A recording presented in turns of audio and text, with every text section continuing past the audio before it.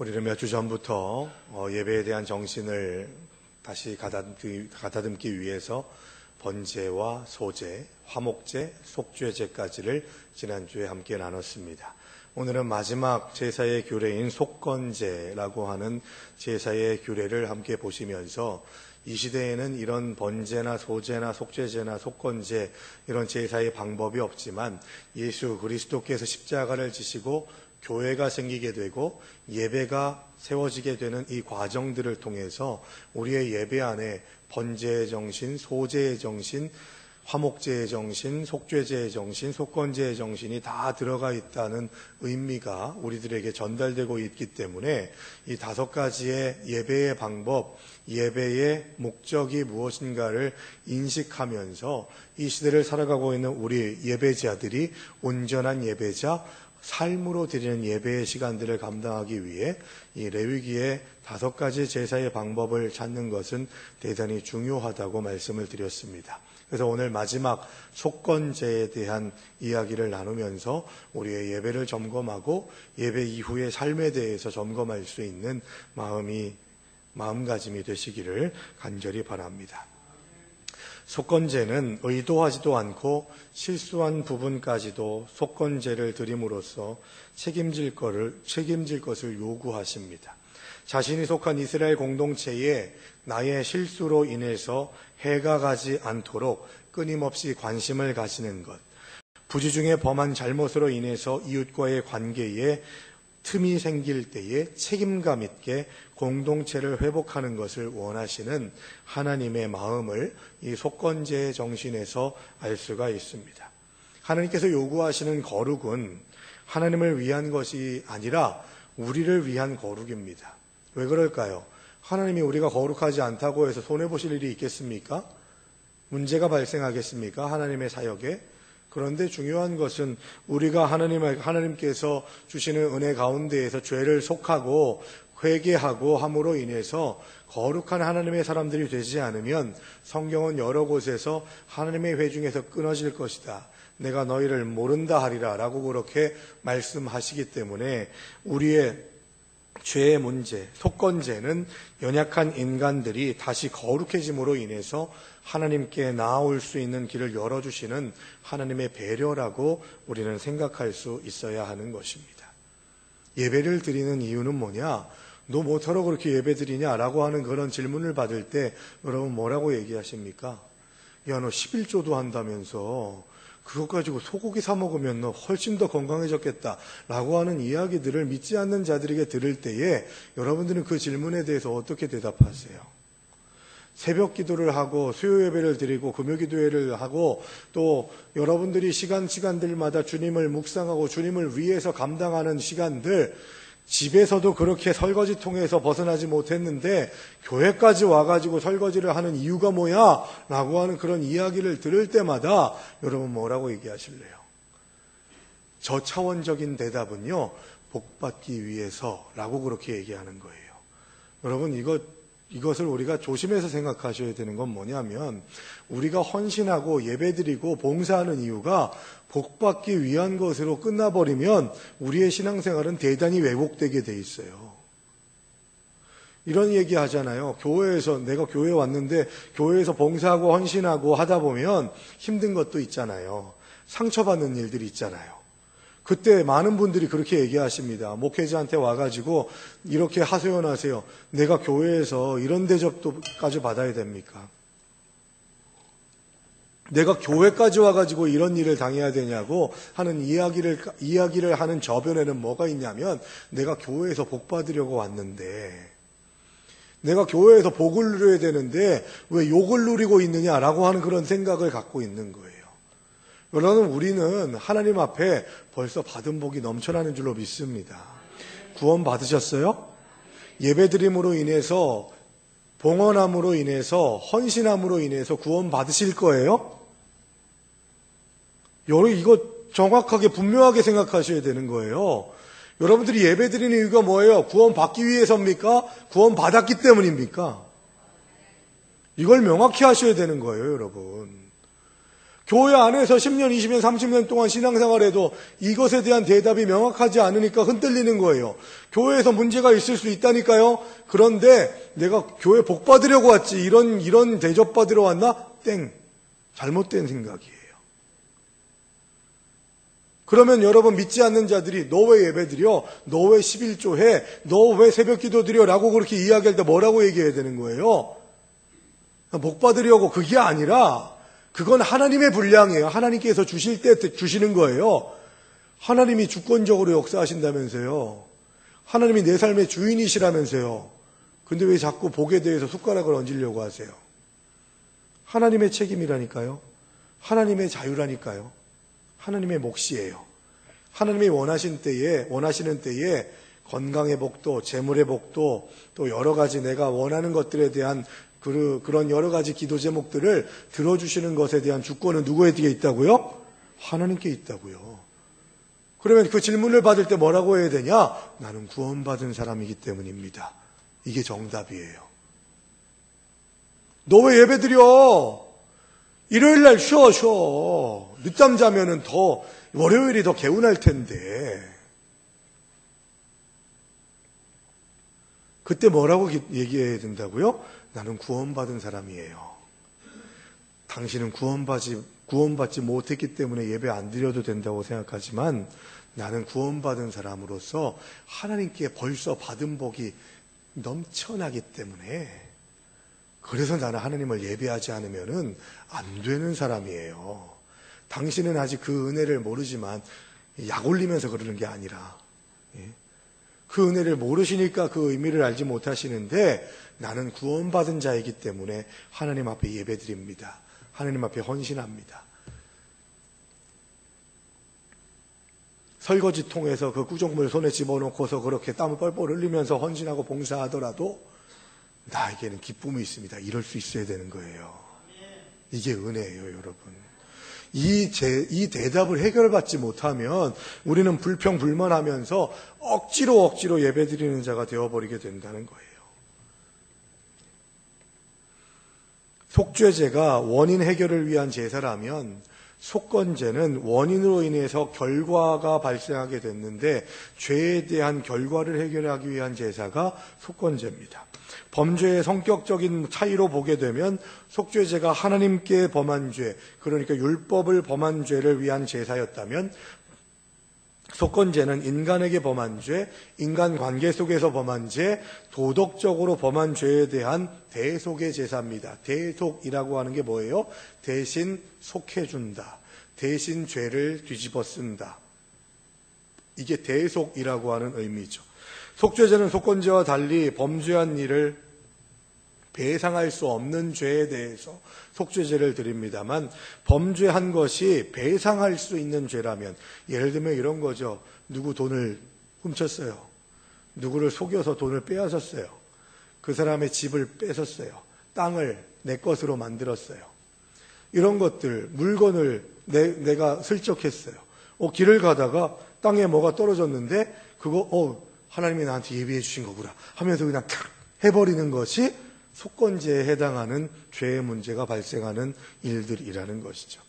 여러분, 속건제는요 대단히 중요합니다. 그래서 우리 그리스도인들이 속건제의 정신으로 예배하는 마음으로 삶을 살지 못하기 때문에 문제가 발생하고 덕스럽지 못하고 하나님과의 관계도 어그러지게 되는 것이죠.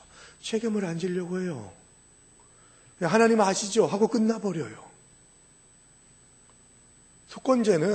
속죄제는 뭘 얘기한다고요? 나의 죄성, 나는 죄인입니다 라고 하는 고백을 가지고서 나아가는 제사가 속죄제라고 얘기했어요. 속건제는 뭐라고요? 주님, 내가 거보세요. 내가 죄인인데 벌써 지난주에 누군가의 것을 탐해서 빼앗았습니다. 훔쳤습니다. 또 그 사람을 아프게 했습니다. 그 사람의 영혼을 무너지게 했습니다. 인간관계 속에서 그 공동체 가운데에서 나 때문에 이런 여러 가지 문제들이 발생했습니다. 그러고서 주님 회복시켜주세요. 용서해주세요 하고 끝나는 게 아니라 속건제의 정신은 구체적으로 네가 범죄했으니 책임져라. 빨리 가가지고 그 죄의 문제를 해결해라. 그리고 배상도 해라. 이게 바로 속건제예요. 속건제의 의미는 고난받는 종의 죽음을 묘사하는 이사야서 53장에서 더 명확하게 나타나요. 고난받는 종의 백성을 대신해 종인 예수 그리스도가 백성들을 대신해서, 여기서 말하는 백성은 저와 여러분들을 포함한 겁니다. 온 세상의 사람들을 대신해서 백성들이 받아야 할 죄의 형벌과 고통을 대신 받았는데 여기에 대속의 개념이 나타납니다. 여기 화면에 안내될 텐데요. 우리가 잘 알고 있는 이사야서 53장 5절의 말씀을 함께 읽겠습니다. 함께 읽습니다. 시작.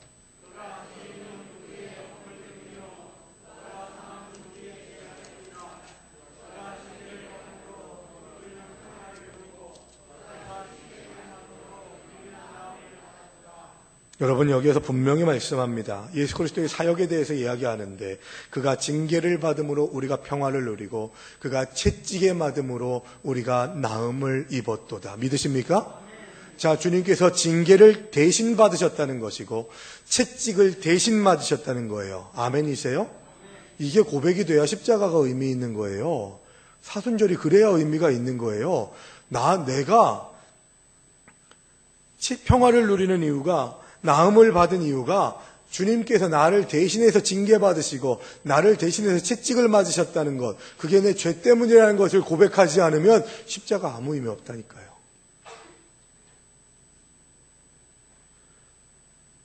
이사야 53장 5절의 말씀 우리가 읽었습니다만, 이 나를 대신해서 징계받으시고 나를 대신해서 채찍에 마신 것이 바로 속건제물이 되셨다는 거예요. 이사야 53장 10절에서는 딱 명확하게 예수 그리스도께서 속건제물이 되셨다고 말씀합니다. 여호와께서 그에게 상함을 받게 하시기를 원하사 질고를 당하게 하셨은지 그의 영혼을 속건제물로 드리기에 이르면,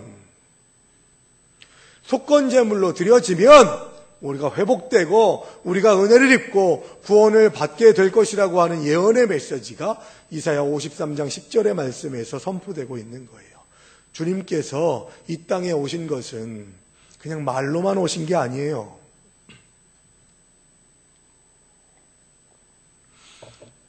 초기 교회 공동체 가운데에서 가연설론자라는 자들이 있었어요. 가연설이라는 건 뭐냐 하면 가짜로 현현했다. 이 얘기는 뭐냐? 예수께서 오셨다는 것은 너희가 봤는데 하나님이신 분이 어떻게 고난을 받고 사람에게 침뱉음을 당하고 채찍질을 당하고 죽임을 당할 수가 있어? 그건 불경인데, 불경 중에 불경이기 때문에 하나님께서 가짜 예수의 형상을 보여주셔서 가짜로 예수가 오신 거예요. 이게 바로 이걸 주장하는 사람들이 가연설론자들이에요. 예수님께서는 참사람으로 이 땅에 오셨습니다. 예수께서 고난당하신 것은 쇼가 아니에요.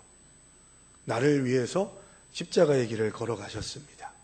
속건제물이 된다는 것은 말로만 하는 것이 아니라 실제적인 책임을 진다는 것이고, 예수 그리스도께서 우리의 속건제물이 되셨다는 것은 우리가 삶을 의인으로 살아갈 수 있는 근거로서 배상의 책임을 다 졌다고 하는 선포적인 메시지가 속건제물 대신 예수 그리스도와 골고다 언덕에서 하신 일이라는 거예요.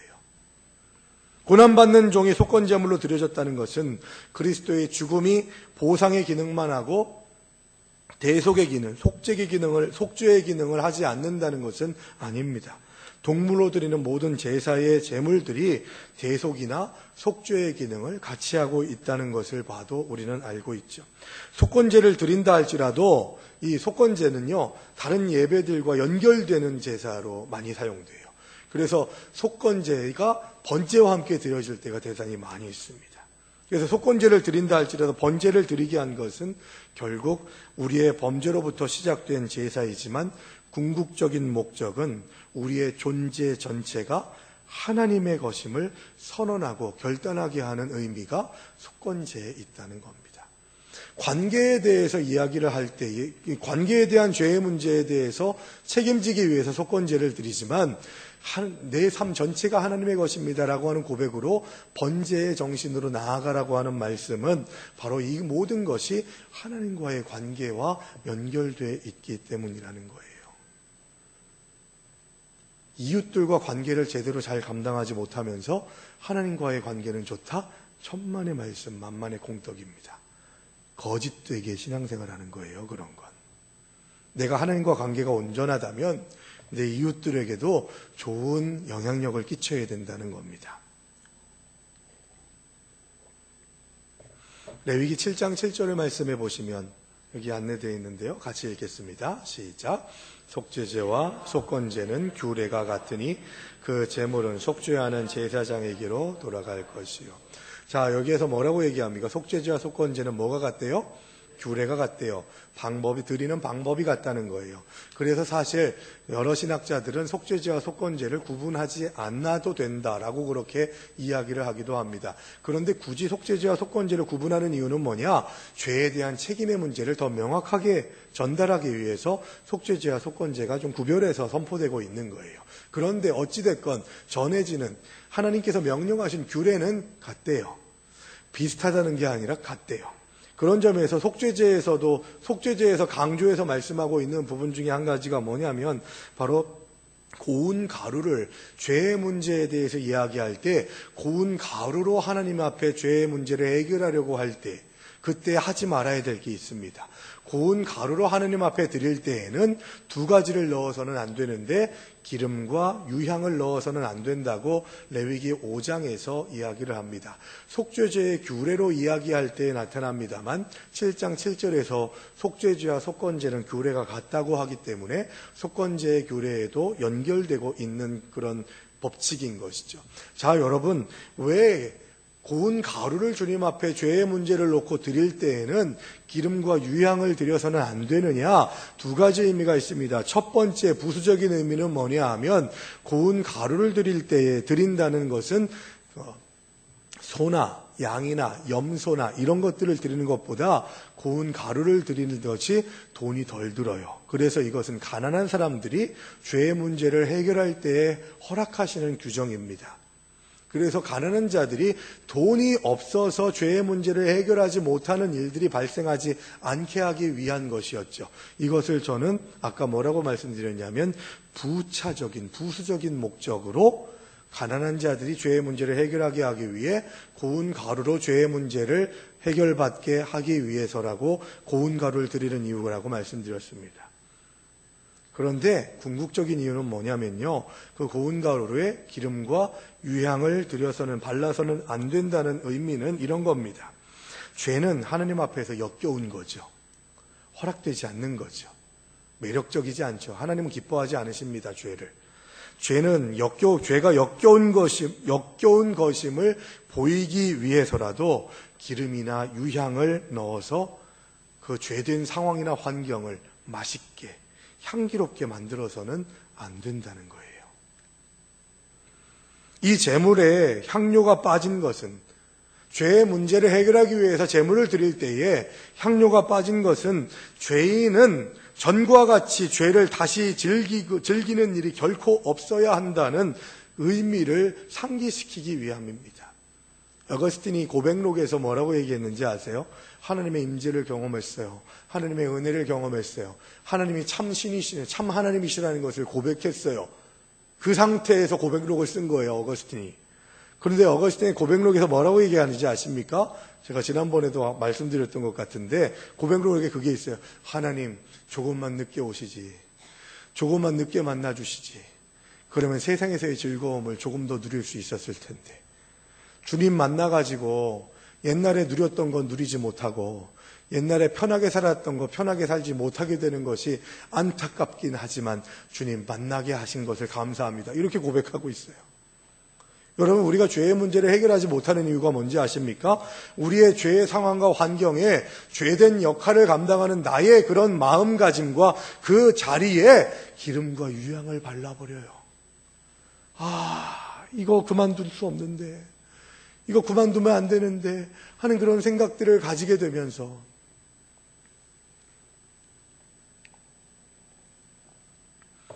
이거 끊어내면 재미없을 텐데, 이거 포기하면 즐겁지 않을 텐데 하는 그런 생각들이 세워지게 되는 것이죠. 이번 주에 제 아내가 저를 뭐라고 했어요. 제가 TV를 이렇게 보고 있는데 갑자기 제 옆에 제 아내가 오더니만 성구가 그래, 계속 TV 봐. TV 봐야지. 그래야지 예배도 설교도 성경도 볼 시간을 빼앗을 수 있어. 빨리 봐. 그러다가 옆에다가 다시 한쪽 옆으로 와서 다른 교회에다가는 성구가 안 돼. 하나님을 만나야 돼. 하나님을 생각해야 돼. 그리고 또 옆으로 가서 또 아니야 이렇게 하면서 막 저한테 귓속말을 하더라고요. TV 그만 보고 좀 다른 거 좀 하라는 거죠. 부끄럽습니다. 저도 사순절을 더 주님을 묵상하는 시간들로 감당을 해야 될 텐데. 여러분, 마귀가 하는 일이 뭔지 아세요? 우리의 삶에 기름칠하는 거예요. 유향을 발라놓는 거예요. 야, 이거 재밌는데, 이거 즐거운데. 그래서 끊어내지 못하고 계속해서 그 더러운 죄의 향기를 덧입혀가지고 기름을 발라서 더 값진 것처럼 아름다운 것처럼 만들어버리는 일들이 우리들에게 있기 때문에 죄의 문제에 대해서 해결을 받지 못하는 거예요. 속죄제나 속건제에는 그 제물에는 절대로 기름과 유향을 발라서는 안 된다는 의미가 바로 이거예요, 여러분. 구원받은 하나님의 백성은 그가 속한 사회에서 거룩하고 의롭게 살아가는 삶을 힘쓰는 것이 예배생활입니다. 우리의 예배생활은 교회에서만 끝납니까? 아니잖아요. 우리의 삶 전체가 예배생활인 줄로 믿습니다. 이 세상을 살아가는 문제에 있어서도 하나님의 백성다운 품위가 있어야 돼요. 믿음 따로 생활 따로가 아닌 교리와 윤리가 연결되어야 한다는 사실은 구약시대로부터 이미 존재했던 신앙 덕목입니다. 예배를 드렸느냐 말았느냐의 문제보다 어쩌면 더 귀한 것이, 중요한 것이 뭐냐면 구원받은 사람답게 살아가는 모습이 범사에, 우리들의 삶에 나타나고 있느냐, 이거 점검해야 되는 거예요. 그래서요, 우리가 예배자라는 것을 누구에게 먼저 인정받아야 되냐면 남편에게, 아내에게, 그리고 자녀들에게 먼저 인정받으셔야 돼요. 그리고 내 이웃들에게, 그리고 예배를 함께 드리는, 내가 예배 드리는 교회 공동체의 성도들에게 인정받아야 돼요. 그게 안 되잖아요, 우리가. 집사가 돼가지고, 권사가 돼가지고, 장로가 돼가지고, 목사가 돼가지고, 뭐 하는 짓거리냐고 라고 하는 이야기를 듣지 않아야 되는 거예요. 이게 들려지게 되는 이유가 뭐냐? 속건제의 정신으로 우리가 하느님 앞에 온전한 예배를 드리지 못하게 될 때 그런 이야기를, 책임 없는 신앙생활을 감당하게 되는 것이죠. 성경 말씀 한 곳 또 보겠습니다. 요한일서 3장 10절의 말씀입니다. 같이 읽겠습니다. 이러므로 하나님의 자녀들과 마귀의 자녀들이 드러나나니 무릇 의를 행하지 아니하.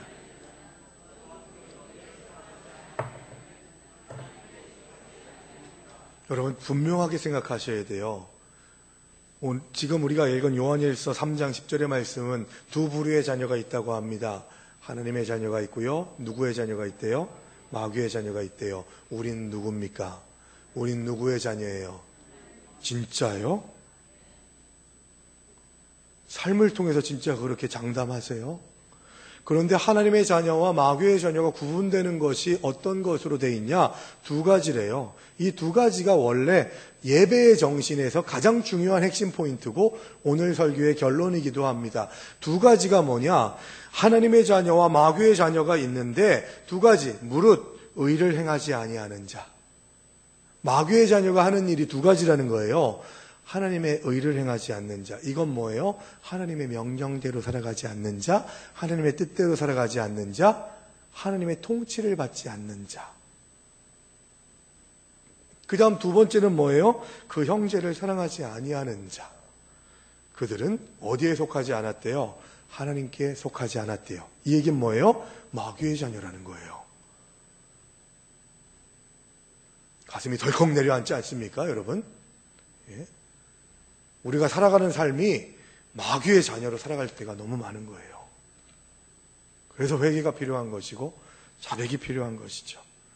형제를 사랑하지 아니한 죄, 이건 뭐냐? 속건제의 정신으로 말로만 끝내려고 하고 용서를 구하고 죄에 대한 책임을 지겠다고 하는 결단이 없게 될 때 우리는 마귀의 자녀가 된다는 거예요. 두려워요. 우리는 이제 결론적으로 중요한 질문을 두 가지 물어야, 중요한 질문을 물어야 됩니다. 그래서 두 가지 대답을 찾아야 돼요. 왜 우리는 속건제사를 드려야 하는가? 속건제사의 진정한 목적이 뭔가? 이걸 우리가 물어야 된다는 거죠. 두 가지 의미가 있습니다. 왜 우리가 속건제를 드려야 되는가? 첫 번째, 다른 제사에 대한 정신도 마찬가지입니다만 계속해서 강조해서 말씀드립니다만 우리가 속건제를 드려야 되는 이유가 첫 번째가 뭐냐? 하나님과의 바른 관계를 위해서입니다. 속죄제에 대한 규례를 이야기할 때도 반복되는 구절입니다만 속건제의 규례, 오늘 본문을 우리가 읽을 때에도 계속 반복되는 단어가 있습니다. 부지중회라는 단어예요. 부지중회. 부지중회라는 건 뭐예요? 내가 인식하지 못하는 가운데에, 내가 알지 못하는 가운데에 나도 모르게 지은 죄에 대해서 이야기할 때에 부지중회라고 말합니다. 나도 모르게 우리가 범죄할 수 있어요. 그러나 언젠가는 깨달음이 옵니다.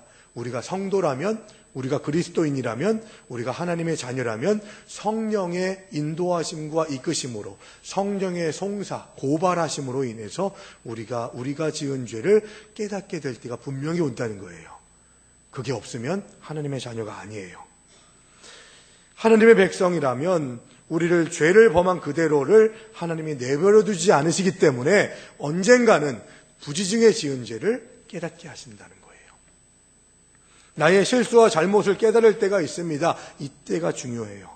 나의 죄를 인지했음에도 불구하고 그대로 지나쳐버리고 이거 뭐 드러내면은 또 불편한데 나가가지고 그 사람한테 가가지고 용서를 구하고 또 뭔가를 또 배상을 하면 내가 손해를 보고 내가 좀 힘들어질 테니까 그냥 하나님 앞에서만 주님 하시죠. 이렇게 하고 끝내버려야지 하는 생각을 하는 사람들은 성령을 소멸하는 죄를 짓게 된다는 거예요. 죄에 대해서 민감하지 못하고 성령께서 그 죄를 깨닫게 하셨을 때 그 죄에 대한 책임을 온전히 감당하려 하지 않는 자들은 성령이 소멸되는 인생을 산다는 거예요. 이 얘기는 뭡니까? 성령이 소멸된다는 것은 하나님이 역사하지 않으신다는 거예요. 하나님의 은혜 가운데에 살아가지 못한다는 거예요. 내가 너희를 내버려 두리라 라는 말씀이에요. 그렇게 되지 않기 위해서 어떻게 해야 된다고요? 부지중에 지은 죄를 깨닫게 되었을 때 책임져야 된다는 거죠. 그런 점에서 죄의 결과를 해결하겠다고 하는 결단은 하나님과의 관계와 연관되어 있다는 거예요. 나의 실수와 잘못을 깨달을 때가 있습니다. 그러나 그 성령께서 나에게 깨달음을 주셨을 때, 주님이시여, 제가 잘못했습니다. 나는 죄인입니다. 이 죄에 대한 책임을 져야 될 텐데 주님 어떻게 하면 이 책임을 잘 감당할까요? 라고 고백하는 것에서부터 하나님과의 바른 관계가 회복되게 될 줄로 믿습니다. 내 힘으로 죄의 문제를 해결한다고요? 천만에요. 그 근거가 성경에 있습니다. 시편 19편 12절의 말씀입니다. 시편 19편 12절의 말씀을 보면 이런 우리의 죄의 문제에 어떻게 대처해야 되는지를 말씀하고 있죠. 같이 읽습니다. 자기 허물을 능히 깨달을 자 누구리요? 나를 숨은 허물에서 벗어나게 하소서. 자기 허물을 능히 깨달을 자가 있다는 거예요? 없다는 거예요? 명확하게 얘기하세요. 있대요? 없대요? 없다는 거예요. 누구리요? 라고 그렇게 얘기하죠. 없다 그 얘기예요, 여러분. 내 죄를 깨닫게 하는 능력은 누구에게 온다고요? 성령으로 인해서 깨닫게 해주신다는 거예요. 그래서 내가 죄를 인식하는 것 또한 성령의 사역이고 은혜인 거예요. 죄를 여러분 병을 얻었어요. 병을 얻었으면 병을 치료하려면 내가 병들었다는 것을 인식해야 되는 거 아니에요. 그 깨달음을 얻게 되는 것, 그게 바로 성령의 능력으로 되는 거예요. 내 허물을 능히 깨달을 자가 없다. 그래서 그 다음 구절 뭐라고 해요? 나를 숨은 허물에서 벗어나게 하소서. 내가 숨은 허물에서 벗어날 수 있는 능력이 나한테 있다는 얘기를 하고 있는 게 아니에요. 벗어나게 하여 주시옵소서 이 얘기인 거예요. 나는 내 힘으로 그 숨은 허물에서 벗어날 수 없으니 벌써 그 허물에다가 기름칠하고 유향을 발라버렸기 때문에 내 힘으로는 그것을 끊을 수 없고 거기에서 도망갈 수 없으니 주님 성령이시여 내가 그 숨은 허물에서 벗어나게 나를 인도하시고 나를 깨워주시옵소서. 이 고백인 거죠. 숨은 허물이라고 하는 것은 내가 덮어놨던 허물, 그대로 지나갔던 허물, 그런 허물에서 이제는 벗어나게 하소서라고 하는 고백입니다. 그래서 구약시대에는 이런 죄의 문제를 해결하는 장치로서 속죄제나 속건제 같은 제사가 필요했던 거예요. 물론 지금은 신약시대에서는 이런 제사가 필요 없습니다. 그러면 우리는 어떻게 죄의 문제를 해결해야 될까요? 자백해야 된다고 했죠. 지난주에. 주님 앞에서 자백해야 된다고요. 그러나 신약시대에도요. 잘 들으세요, 여러분. 중요합니다. 우리가 자백하면 하나님이 용서하시지만 때때로는 하나님과의 보다 정당한 관계를 회복했다는 증거를 주시기 위해서 하나님이 우리에게 혼자서 기도하고 끝나는 것이 아니라 네가 잘못했던 관계에 대해서 네가 보상해라. 이런 성령의 부담감을 주실 때가 있다는 거예요. 이 부분은 이웃과의 바른 관계를 이루는 일들에 대해서 이 하나님과의 관계를 온전히 하려면 이웃과의 관계를 더 먼저 해결해라 라고 하는 그런 말씀을 주시는 거예요. 참 차이점이 뭐냐면요. 하나님 앞에 범죄한 것은 예배가 먼저입니다. 제사가 먼저예요. 그런 다음에 내가 어떻게 해야 될지에 대한 문제를 묵상해요. 그런데 반대로 인간과의 문제에서는요. 반대로 있어요. 내가 사람과의 관계에서 범죄했어요. 제사가 먼저가 아니라 배상을 하고 난 다음에 제사의 자리로 나오라고 말씀해요. 무슨 의미일까요? 보이는 사람들하고의 관계조차도 제대로 못하는데 어떻게 예배를 통해서 보이지 않는 하나님과의 관계를 회복하려고 하느냐. 그 얘기인 거예요, 여러분. 중요한 것은 뭡니까? 모든 죄는 궁극적으로 하나님을 향한 범죄인 것입니다. 그리고 그 죄를 깨닫게 하실 때 그 죄에 대한 조치는 신속하고 즉각적일수록 좋다는 거죠. 괜히 장담 구듯이 내 죄를 계속 푹 담가놓으면 안 돼요. 썩어지는 모습, 더럽고 추한 모습들이 발생하게 된다는 거죠. 우리가 성령의 감화와 감동을 오랫동안 소멸하면 우리의 양심이 화인맞게 됩니다. 더 이상 죄에 대해서 민감하지 못하게 된다는 거죠. 우리가 죄에 대해서 민감하다는 것은 복입니다. 아멘이세요? 성령이 내 안에 역사하고 계시다는 증거예요. 그래서 죄를 즉각적으로 민감하게 처리함으로 하나님과 바른 관계를 맺으라는 것이 속건제의 첫 번째 정신입니다.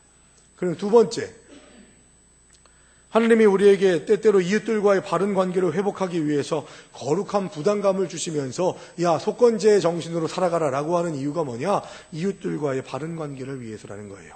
그러니까 속건제의 정신 두 가지, 하나님과의 바른 관계, 또 이웃들과의 바른 관계. 이것은 용서의 조건은 아니지만 회개에 합당한 열매입니다. 우리 주님도 회개에 합당한 열매를 맺으라고 말씀하셨죠. 그것이 바로 속건제에서 말하는 보상입니다. 산상수훈에 해당하는 마태복음 5장 23절에서 유명한 말씀이 내 형제에게 원망 들을 만한 일이 있는 것이 생각나거든, 깨닫게 되거든. 뭐의 능력으로요? 성령의 능력으로. 내가 내 힘으로가 아니라 그렇게 깨닫게 하시는 건 성령의 힘이라고 했죠. 원망 들을 만한 일이 생각나거든 예물을 제단 앞에 두고 먼저 가서 형제와 화목하라고 말씀하십니다. 예배 드리기 전에 이 얘기는 예배보다 그게 더 중요하다 그 얘기가 아니라 예배의 고차원적인 상황으로 나아가려면 보이는 사람과의 관계를 먼저 해결해라. 이 얘기인 거예요. 누가복음 19장에 보시면 세리장 삭개오의 이야기가 나옵니다. 삭개오가 예수님의 얼굴이라도 보려고 뽕나무 위에 올라갔는데 이 예수님이 내 이름을 부르면서 내가 오늘 너희 집에 유하리라. 얼마나 감사했을까요? 얼마나 행복했을까요? 자기는 쳐다봐주지도 않고 참 욕만 하고 질책만 하는 사람들이 있었지만 예수님께서 내 이름을 불러주시고 내 집에 유하겠다고 하신 거예요. 그래서 예수님께서 우리 집에 온 겁니다. 그때 삭개오가 뭐라고 얘기합니까?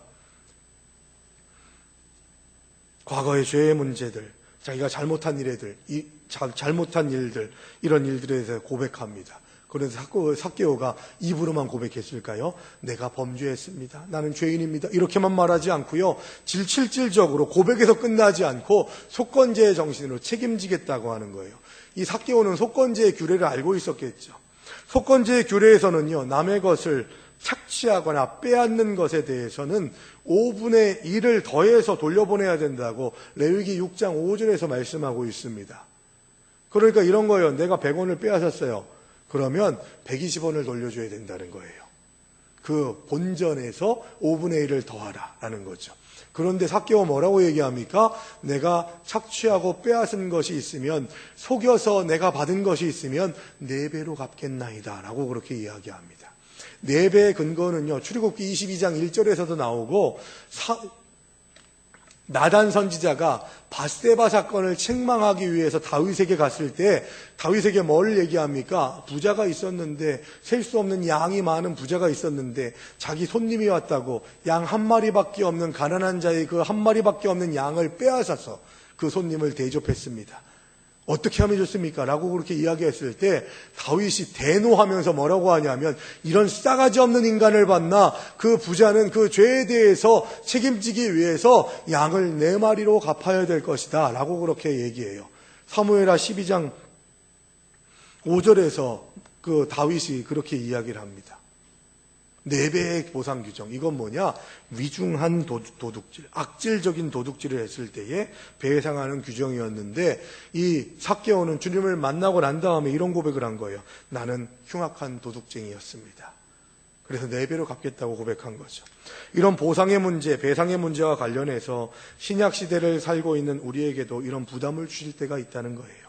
그리고 이런 부담감을 우리가 감당해야 된다는 거죠. 주님께서 우리에게 기도할 때에, 예배 드릴 때에 이렇게 우리를 찌르실 때가 있어요. 너 그것만으로는 부족해. 나한테 기도했지만, 나한테 자백했지만, 참회의 기도를 드렸지만 그것만으로는 족하지 않다. 너 보상해라. 찾아가서 분명히 해결해라 라고 하는 그런 말씀을 주십니다. 그 이유가 뭘까요? 3가지예요. 이웃과의 관계 속에서 그런 부담감을 주셔서 그 배상의 책임을 말로만 책임지는 것이 아니라 행동으로 책임지라고 하는 이유는 3가지예요. 첫 번째, 바른 관계를 위해서입니다. 새로운 관계의 시작을 위해서는 보상과 책임의 규례는 지금도 살아있어요. 그러니까 여러분 책임지셔야 돼요. 내가 잘못한 거 있으면 나가서 책임지셔야 돼요. 해결하셔야 돼요. 그래야 새로운 관계가 시작되는 겁니다. 2번째, 양심의 해방을 위해서예요. 내가 참회의 기도만으로도 해결되지 않는 부담감과 부족함이 남아있다면 혹시 주님께서 나에게 구체적인 보상의 액션을 요구하시는 것은 아닐까 생각하면서 하나님 앞에 나아가야 된다는 거예요. 무슨 얘기입니까? 내가 평안이 없고 내게 기도 제목이 응답받지 못하고 내가 하나님의 뜻대로 살려고 노력하지만 그렇게 되지 않는 이유가 뭐냐? 내가 계속 걸림돌에 걸려 넘어지게 되고 문제가 발생하게 되는 이유가 뭐냐? 산 하나 넘었더니 또 하나 산이 생기고 또 문제가 발생하는 이유가 뭘까? 바로 이 속건제의 정신으로 양심의 문제를 해결하지 않았을 때에 나 하느님 앞에 사죄했으니까 그런 것으로만 끝나서는 안 된다는 거예요. 그런데 용서를 구해야 될 사람, 그 당사자가 죽었다? 구약 성경에 보면요. 그러면 어떻게 해야 되냐? 그 죽은 사람의 친척을 찾아가요. 그래서 친척에게 그 배상을 합니다. 친척도 없어요. 그러면 친척도 죽었으니까 끝났다. 이게 아니죠. 제사장을 찾아갑니다. 그 제사장에게 내가 이 사람에게 이런 죄를 지었는데 이 사람이 죽었고 친척도 찾았는데 친척들도 없습니다. 그러면은 제사장이 그러면 그 죄의 문제를 책임 있게 감당하기 위해서 이렇게 해야 된다. 라고 그렇게 얘기하는 거죠. 요즘으로 보면 내가 범죄했는데 어떻게 하면 좋을까요? 그렇다면 교회를 위해서 피아노를 헌물하십시오. 뭐 이런 식의 그런 내용인 거예요. 책임이 있어야 돼요, 여러분. 양심의 문제를 해결하지 않고서는 하나님 앞에 가까이 갈 수가 없습니다. 마지막 3번째로 우리에게 속건제의 정신으로 보상하고 책임지라고 하는 삶을 요구하신 이유는 그렇게 해야만 나눔의 삶이 시작될 수 있기 때문입니다. 우리가 남의 물건이나 남의 삶에 대해서 민감하게 반응하면서 제사를 드리라는 명령을 받은 이유가 뭐냐면 우리가 남의 것을 빼앗고 살아야 하는 존재가 아니라 하나님의 백성이라면 이웃들과 나누며 살게 하시기 위한 삶을 우리들에게 허락하셨기 때문입니다. 혼자 쥐고 사는 인생이 아니라 더불어 사는 삶을 살아가라고 우리들을 기대하시면서 이 땅에 보내주신 것이죠. 여러분, 하나님의 기대에 어긋나는 삶을 살고 있지 않습니까? 하나님이 원하시는 방법과 목적대로 살지 못하고 있지는 않습니까? 이 모든 것이 다 죄에 대한 책임을 지지 않기 때문입니다. 속건제의 정신은 뭐라고요? 말로만 죄졌습니다. 말로만 죄인입니다. 이게 아니라 배상하고 책임지라는 거예요. 삶으로 실천하면서 회개에 합당한 열매를 맺으라는 거예요. 그런 마음을 가지고서 속건제의 정신으로 예배의 자리에서 내 죄가 고발당할 때마다 더 숨으려고 하는 것이 아니라, 주님 그렇습니다. 성령께서 나를 깨우쳐 주셔서 그 죄를 다시 한번 인식하게 하셨으니 주님 내가 어떻게 하면 될까요? 먼저 가서 용서를 구하고 책임을 지고 해결하려고 하는 그런 마음가짐으로 나아가게 될 때 하나님께서 우리들에게 진정한 예배자의 모습을, 은혜 받은 자의 모습을 회복시켜 주실 줄로 믿습니다. 믿음의 고백으로 속건제의 정신으로 온전한 예배자가 되시는 저 여러분들 되시기를 주의 이름으로 축원합니다. 조용히 침묵으로 주님 앞에 깨달은 것들, 결단한 것들을 다짐하는 침묵의 기도 시간을 갖습니다.